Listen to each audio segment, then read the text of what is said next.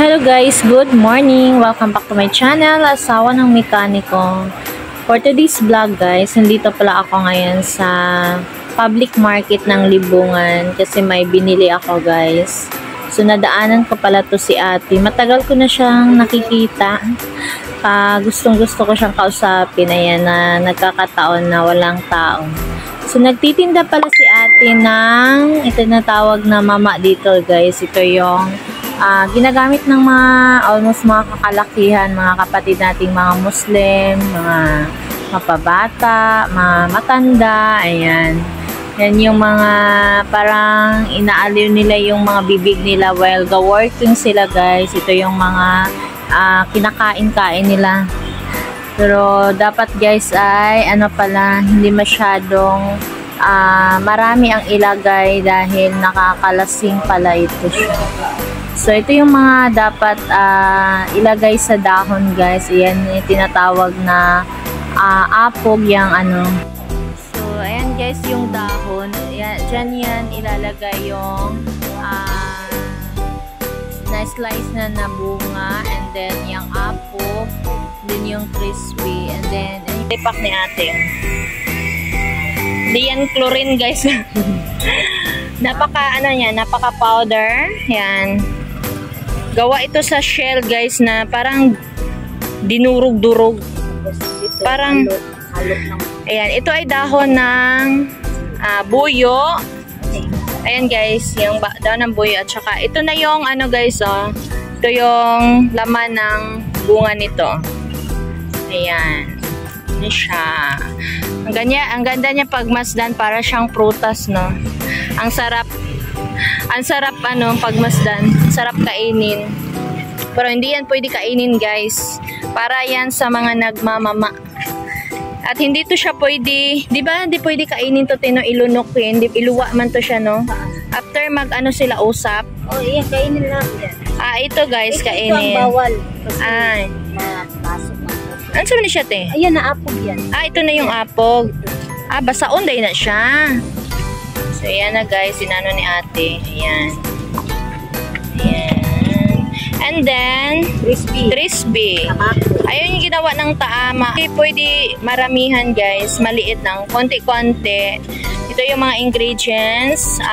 Dahon ng buyo. Ito yung bunga. Tsaka crispy. Ayan. Ayan na. Maging ano na siya. Parang ano na siya sa sigarilyo guys ba. Pero mas ano siya, mas malakas yung tama niya, tino. Oh, hindi na sila nagsisigarilyo, no. Oh, hindi na sila, marang ito yung ano nila, ginagamit nila pang ano, tawag nito, pang ano ng sigarilyo. So, ang iba nagsisigarilyo, ang iba naman ay ito yung ginagamit nila. Hindi yan pwede ano guys, hindi basta-basta ang paggamit nito kasi malalasing ka, tibate. Oo, malalasing ka daw. Nakakaaliw siya tignan. Maraming mga bunga. Ito yung mga ano, mga bunga-bunga. Ano siya buhaton. Oh, kasi tawagan ni apog. Apog, buyo, bunga, crispy. Then, crispy. Pila po ng set? Kana siya, 5. 5 na isa kay nana.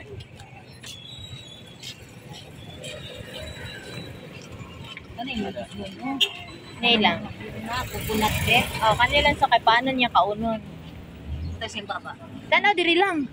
Uy, Tanaw ba? Kaya ilaman ng ikwan. Iliko lokot-lokoton na da. Tapos bala may vloggers ka diya.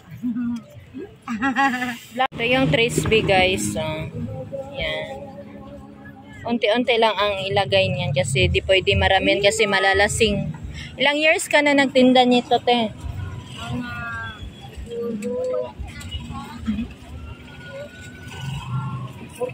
14 years?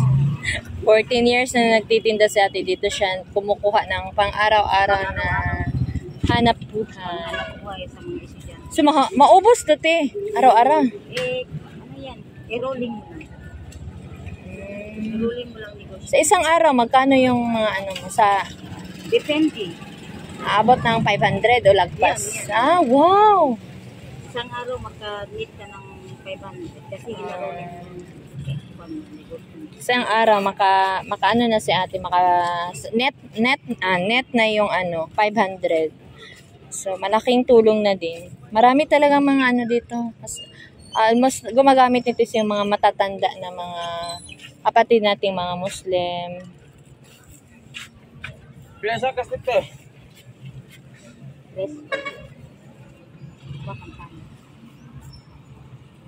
So that's it guys, para malaman niyo yung mga pag makapunta kayo dito sa Libungan, hindi kayo ma-aware kayo kung ano tong mga tinitinda ng mga kapatid nating mga Muslim. Yan, basa pala to siya guys, o basain. Yan, nirepack ni ate yung trisby. Pwede din magbili ng trisby. Magkano dati? 40. Oo, ang isa nito is 40. May piki din pala ganito, Tino? Mayroon po. Mabango. Sinabi nila. Mabango. So that's it ang ating pag-share ng mga kaalaman dito sa tinitinda ng kapatid nating Muslim dito sa Libungan. So don't forget to share and like and comment kay Asawa ng Mekaniko guys. God bless all.